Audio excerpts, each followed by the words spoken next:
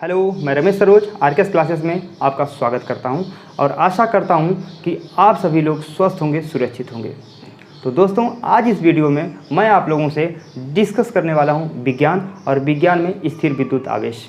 इसको समझने से पहले एक और चीज़ समझ लेते हैं। जैसा कि आप सभी लोगों ने देखा होगा कि बरसात के मौसम में बादलों में गड़गड़ाहट होती है और उसके साथ साथ कुछ समय के लिए प्रकाश उत्पन्न होता है। और एक चीज़ और आप लोगों ने देखा होगा कि जो नायलॉन का कपड़ा होता है उसको जब हम उतारते हैं तो क्या होता है, उसमें से आवाज़ आती है, यानी कि चट चट की आवाज़ आती है। और यदि आप उसको अंधेरे में उतारते हैं तो आप देखेंगे कि उसमें से चिंगारी निकलते हुए दिखेगी, ठीक ना। इसके बाद एक वैज्ञानिक थे बेंजामिन फ्रैंकलिन नामक, जो कि अमेरिका के थे। बेंजामिन फ्रैंकलिन नामक एक वैज्ञानिक थे अमेरिका के। उन्होंने 1752 में सिद्ध किया कि जो बादल होते हैं वो क्या करते हैं, घर्षण करते हैं। बादल घर्षण करते हैं, जिसकी वजह से क्या होता है, वो आवेशित हो जाते हैं, या ये कह सकते हैं कि वह विद्युतमय हो जाते हैं और कुछ समय के लिए क्या होता है, प्रकाशित हो जाते हैं, ठीक ना।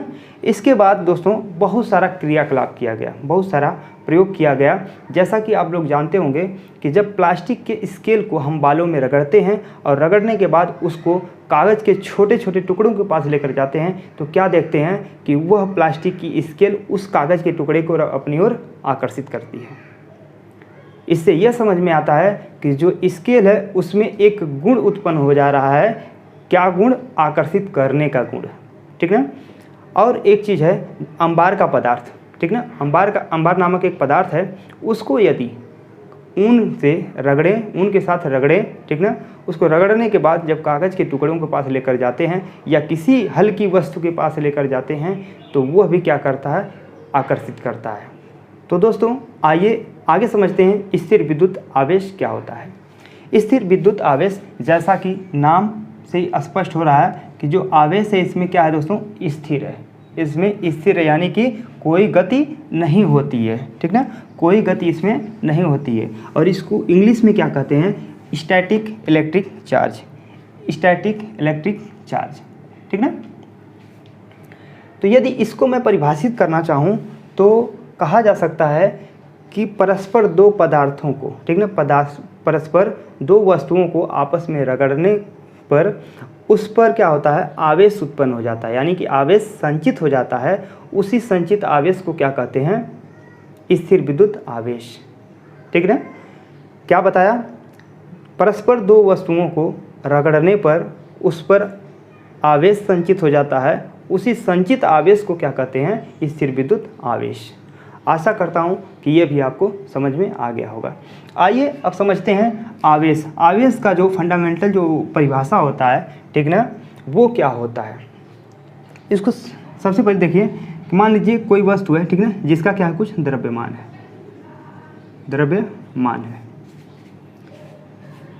तो यदि किसी वस्तु का द्रव्यमान है, ठीक ना, तो वो क्या करता है, एक बल का अनुभव करता है। और वो बल क्या होता है, गुरुत्वाकर्षण। क्या होता है, गुरुत्वाकर्षण। और ये जो गुरुत्वाकर्षण बल होता है ये किधर की लगता है, पृथ्वी की ओर लगता है, ठीक ना। यानी कि यदि हमारे पास कुछ द्रव्यमान है तो हम एक बल का अनुभव करते हैं। वो बल क्या होता है, गुरुत्वाकर्षण बल होता है, गुरुत्वाकर्षण बल होता है। और वो किधर की लगता है, पृथ्वी की ओर लगता है। यदि हम यहीं पर ये पूछें कि जो पृथ्वी होती है वो हम पर गुरुत्वाकर्षण बल कैसे लगाती है, तो इसका भी जवाब यही है कि उसका भी क्या होता है, द्रव्यमान होता है, जिसके कारण वो हमारे ऊपर गुरुत्वाकर्षण बल लगाती है, ठीक ना। तो दोस्तों यहाँ पर क्या है, जो द्रव्यमान होता है वो क्या करता है, एक बल का अनुभव करता है, एक बल का अनुभव करता है, जिसको हम क्या करते हैं, गुरुत्वाकर्षण बल कहते हैं। और इसी के साथ साथ क्या होता है, एक गुरुत्वीय क्षेत्र का भी अनुभव होता है, ठीक ना, गुरुत्वीय क्षेत्र का भी अनुभव होता है। तो दोस्तों आइए इसको समझते हैं, आवेश, ठीक ना। ये क्या दिया हुआ है कि किसी वस्तु का वह गुण जिसके कारण वह विद्युत, ध्यान दीजिएगा, विद्युत चुंबकीय क्षेत्र उत्पन्न करता है, ठीक ना। जैसे कि दोस्तों मैं यहाँ पर आपको बताया, जो द्रव्यमान होता है वो क्या क्या उत्पन्न करता है, गुरुत्वाकर्षण बल और गुरुत्वीय क्षेत्र उत्पन्न करता है या उसका हम क्या करते हैं, अनुभव करते हैं। उसी तरह से द्रव्यमान की तरह ही क्या होता है, आवेश भी होता है, और वो क्या करता है, विद्युत क्षेत्र और चुंबकीय क्षेत्र उत्पन्न करता है, ठीक ना। अथवा क्या होता है, उसके प्रभावों का अनुभव करता है। और यह क्या होता है दोस्तों, अदिश राशि होती है।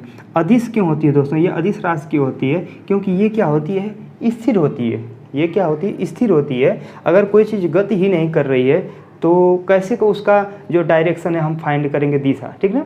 तो जब वो गति नहीं कर रही है तो स्थिर है, और जब कोई चीज़ स्थिर है तो वो क्या है, अदिश राशि है।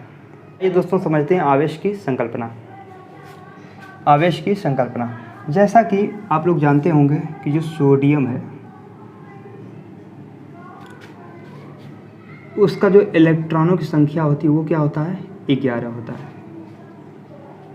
इसका इलेक्ट्रॉनिक विन्यास क्या होता है, 281।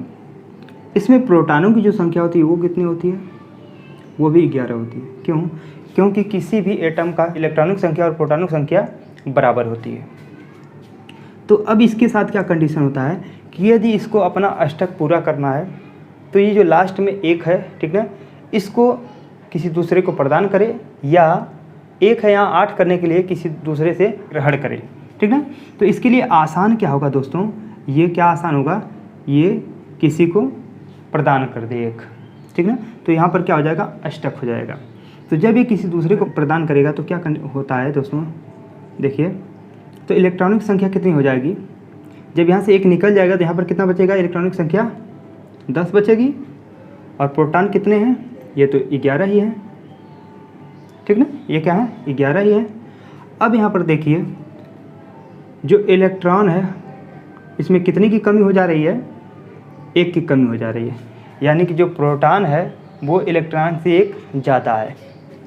तो इस पर क्या हो जाता है, एक प्लस आवेश आ जाता है। प्रोटॉन क्या है, इलेक्ट्रॉन से 1 अधिक है, यानी कि इलेक्ट्रॉन 10 है, प्रोटॉन क्या 11 है, तो कितना अधिक है, 1 अधिक है, तो इस पर क्या होता है, प्लस 1 आवेश आ जाता है, ठीक ना। तो इसी को हम क्या कहते हैं दोस्तों, इसी को क्या कहते हैं, धन आवेश। क्या कहते हैं, धन आवेश, ठीक ना। अब देखिए यहाँ पर हो क्या रहा है, यहाँ पर इलेक्ट्रॉन की हानि हो रही है। क्या हो रहा है, हानि हो रही, इलेक्ट्रॉन की हानि हो रही है। आइए आगे देखते हैं, क्लोरीन। क्लोरीन में जो इलेक्ट्रॉनिक संख्या होती है वो कितनी होती है, 17। इसका इलेक्ट्रॉनिक विन्यास जो होता है 287 होता है। अब इसमें क्या कंडीशन बनती है, अगर इसको अपना अष्टक पूरा करना है तो या तो ये 1 ग्रहण करे या तो 7 किसी दूसरे को दे, ठीक ना, प्रदान करे। तो इसके लिए आसान क्या होगा, 1 लेना या 7 देना। 1 लेना आसान है, इसलिए क्या करेगा, यह 1 ग्रहण करता है। जब यह 1 ग्रहण करता है, यानी कि 1 ग्रहण करता है, तो क्या होता है, यहाँ पे प्रोटॉनिक संख्या कितना दोस्तों, 17 ही रहेगा। तो क्या हो जाएगा, जो क्लोरीन है उसमें अब इलेक्ट्रॉनिक संख्या कितनी हो गई, 1 ग्रहण करेगा तो यहाँ पर कितना हो जाएगा, 18 हो जाएगा ना। अब प्रोटॉन क्या है, 17 ही है।